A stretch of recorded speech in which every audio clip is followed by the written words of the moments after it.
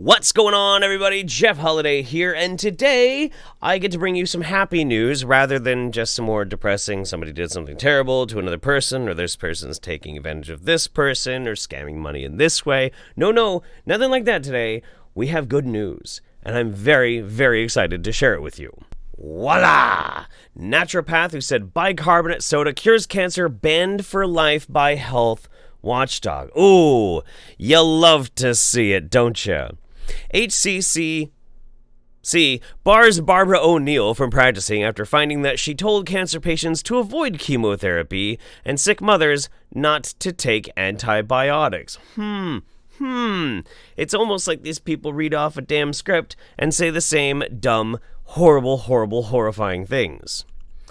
Now, this comes out of Australia for a little bit of context, so if things sound a little bit off for like our American or English audience, it's because this is like a totally different type of administration. A naturopath who told vulnerable clients that their cancer was a fungus that could be cured with bicarbonate soda rather than through conventional medical treatment has been barred from practicing for life, according to the New South Wales Healthcare Complaints Commission. Now, what's fascinating about this too, you could replace this with told vulnerable clients that their cancer was a fungus that could be cured with fermented cabbage water. Barbara O'Neill describes herself as a qualified naturopath and nutritionist and has worked at health retreats in Queensland, Victoria, and New South Wales. She gives lectures internationally, has authored books on health and nutrition, and appears in YouTube videos. The HCCC found Miss O'Neill does not recognize that she is misleading vulnerable people, including mothers and cancer sufferers, by providing very selective information.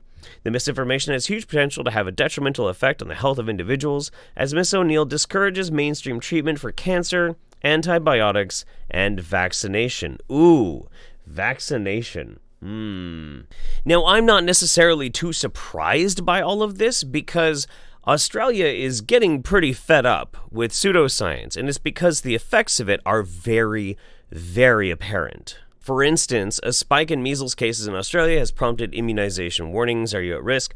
This was reported back in April of 2019. In 2017, there were 81 cases of measles in Australia. Then in 2018, there was 103, which was an increase. And that was only 4 months into this year, and they already had 92 confirmed cases.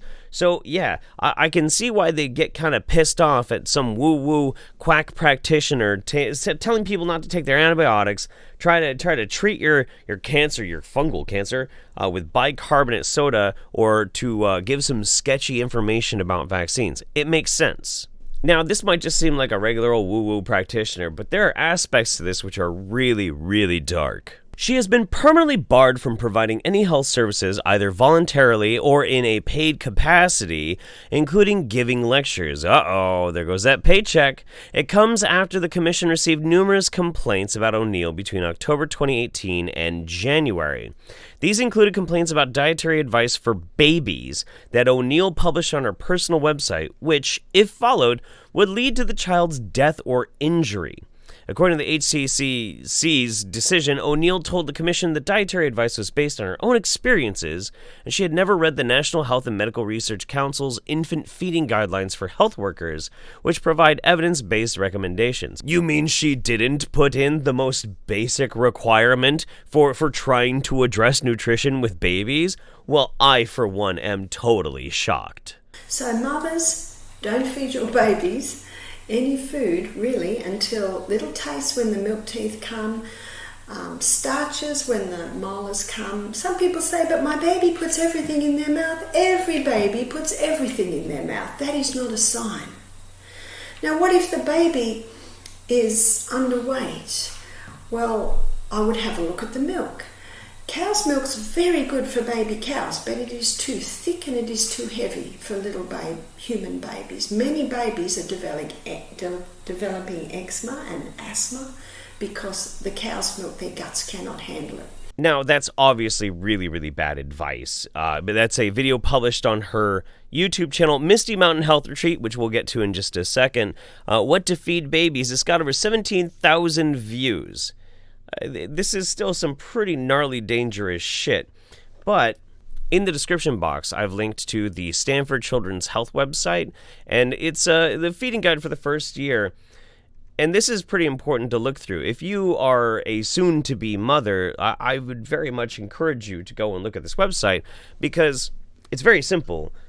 A baby does more development in their first year than their entire life. It is the most important time for a baby. For a human being is their very first year of life.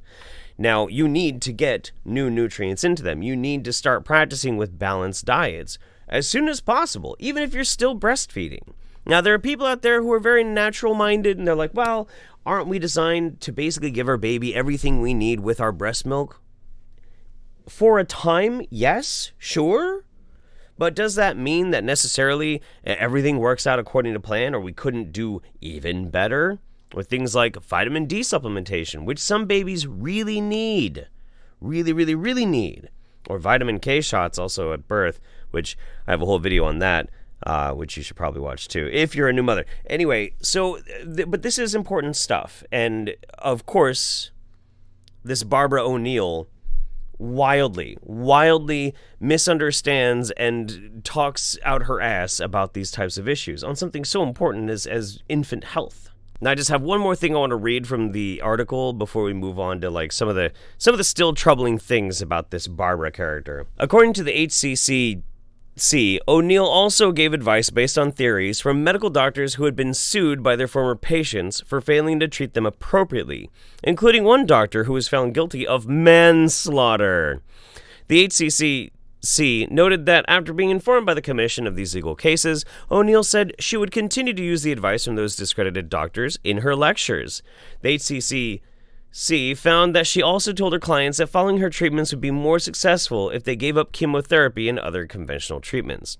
Now, there's more in this article that is very much worth reading, so the link obviously is in the description box. But for now, I'd like to move on to something that is even more bothersome. So this is a very big win. She's effectively barred from doing any of this quackery in Australia, which, you know, we should feel good about that. We should, absolutely. But there's a problem.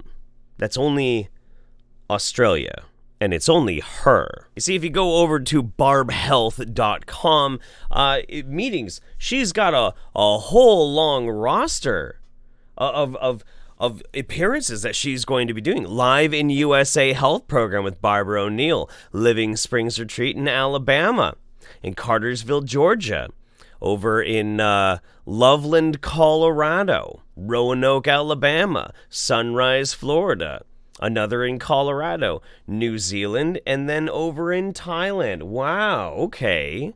And none of those places have legally barred her from doing the exact same things that she was doing in Australia that got her in trouble. In fact, she could do even more. I mean, she still has articles up promoting all sorts of ridiculous ass shit, antifungal diet, how to treat the colon, conquering candida, and then products. Well, to order these products online, go to Misty Shop. Well, what's Misty Shop? Misty Shop is the Misty Mountain Health Retreat. That's right, the health retreat that she still works at. And this is over in Australia. Now, the thing is, this didn't get shut down. Her own private activity got shut down. Like, if we go over to About Us, well, there's a bunch of people who work there that aren't Barbara O'Neill. See, it says she's retired lecturer, author, nutritionist. Been involved in Misty Mountain since its inception. But health director, a naturopath, Amelia Roper. Business manager, Michael O'Neill. Massage therapist, and exercise instructor. They can still do business like this, no problem. And what's wild, oh my God, what's wild about this too, is the prices.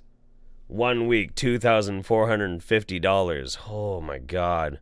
Hilltop room, $2,800.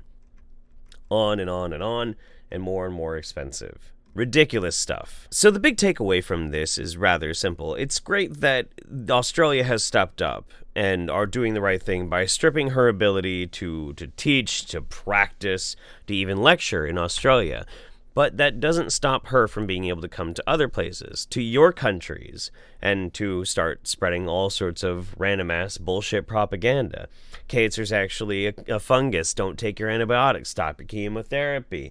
And she can convince your family members of these horrible, atrocious things. Convince your family members not to feed their infants food when it's appropriate for them to start diversifying their diet. She can do that. Free reign.